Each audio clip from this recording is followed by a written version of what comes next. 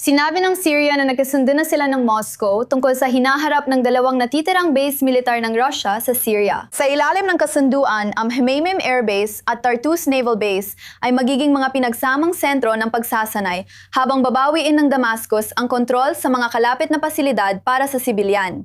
Mananatili ang Russia, ngunit mas kaunti na ang kanilang kontrol, isang malaking pagpapakita ng soberanya ng pamahalaan ng Syria matapos ang pamumuno ni Assad. Hindi pa kinukumpirma ng Moscow ang kasunduan. At para sa karagdagang impormasyon tungkol dito, kasama natin ngayon si Anna Borchevskaya, isang senior fellow sa Washington Institute for Near East Policy.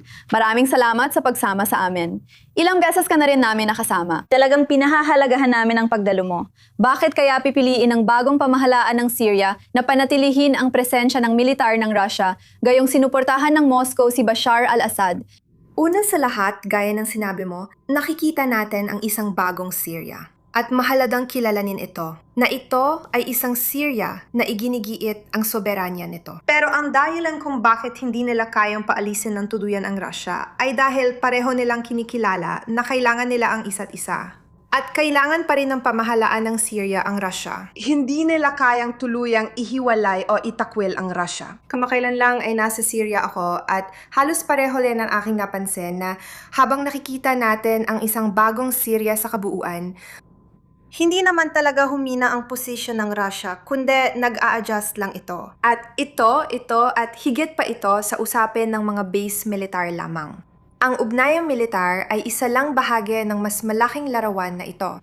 Sige, sinasabi mo na hindi ito tungkol sa paghina, kundi sa pag-a-adjust.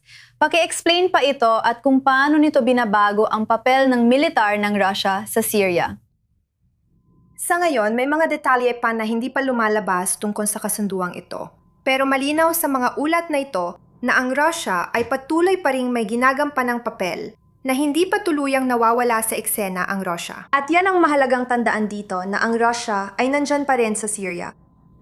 Hinahanap lang nito ang mga paraan kung paano mag-a-adjust, kung paano makikipag-ugnayan, kung paano makikipagkomunika sa rehimeng ito. Pero walang palatandaan na gusto nang umalis ng Russia at nakayang talikuran ng pamahalaan ng Syria ang Russia ng tuluyan. Ngayon, hindi pa hayagang kinukumpirma ng Moscow ang kasunduan. Gaano ito kahalaga? At posible pa bang magbago ang mga kondisyon? At kung oo, sa anong direksyon? Sa tingin ko, malamang hindi masaya ang Russia na nabawasan ang kanilang papel. At maaring yon ang isa sa mga dahilan kung bakit hindi pa nila kinukumpirma ang kasunduang ito. Sa kabuuan, ang mahalaga ay maghahanap ng paraan ang Russia at Syria para magtulungan. Kaya nga nabanggit sa ulat na binanggit mo ang tungkol sa isang uri ng pinagsamang pagsasanay. Ipinapahiwatig lang nito na may uri pa rin ng ugnayan. Ang pinakamahalagang punto dito ay hindi ang mga detalye ng ugnayan na yon, dahil maaring magbago yon.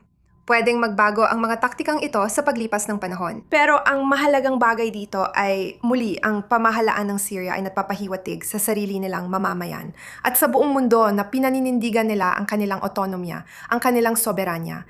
Pero nandoon pa rin ang Russia. At ang mga detalye kung ano ang maaaring maging anyo nito ay magbabago sa paglipas ng panahon. Ngayon, sinasabi mo na ito ay higit pa sa isang isyung militar lamang.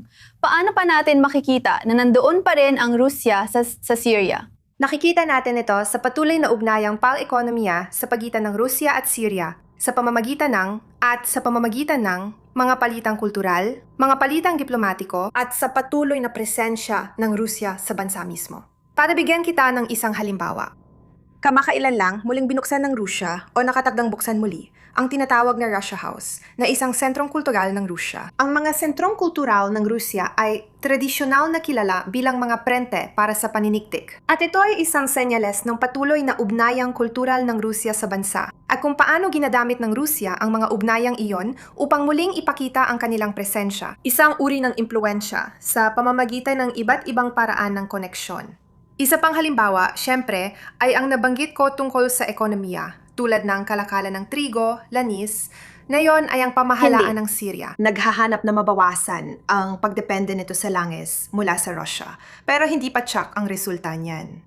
At muli, maraming paraan kung paano magpapatuloy ang ugnayang ito. Kaya masasabi mo ba na ginagamit ng Damasco ang Russia, ginagamit ito para balansehin ang impluensya ng Turkey at ng iba pang mga aktor o kahit papaano ay magpadala ng mensahe sa kanila tungkol sa bagong Syria? Sa tingin ko, bahagi talaga yan. Ang isa pang bahagi nito ay mensahe rin ito para sa Russia na masyadong mahalaga ang Russia para balewalain ng tuluyan sa pandaigdigang entablado. Alam mo, isa pang paraan ng pagtingin dito ay ito ay simpleng pagsisikap ng Damasco na balansehin ang relasyon sa lahat ng mga makapangyarihang bansa na patuloy na nag-aagawan ng impluensya sa bansang ito. At tandaan, ang Syria ay nananatiling medyo mahina sa panlabas na impluensya, hindi lang mula sa Russia, kundi pati na rin sa iba pang mga bansa. At tungkol sa issue, particular na sa mga base ng Russia na kakatalakay lang natin, mahalagang tandaan na ito ay talagang kakaiba. Isa itong kakaibang sitwasyon kung saan may namumunong rehimen at iyon ay ang rehimen ni Assad na napatalsik ng oposisyon at iyon si Shara. At gayon paman, ang Russia, isang bansang sumuporta sa namumunong rehimen, ay nagawa pa ring mapanatili ang kanilang mga base sa bansa. Kaya't iyon pa lang ay isang kakaibang sitwasyon na. Karaniwan, hindi ito nangyayari. Karaniwan kapag napatalsik ng oposisyon ang namumunong rehimen, ang bansang sumuporta sa namumunong rehimen ay hindi na nagkakaroon ng ganitong kalaking presensya sa bansa.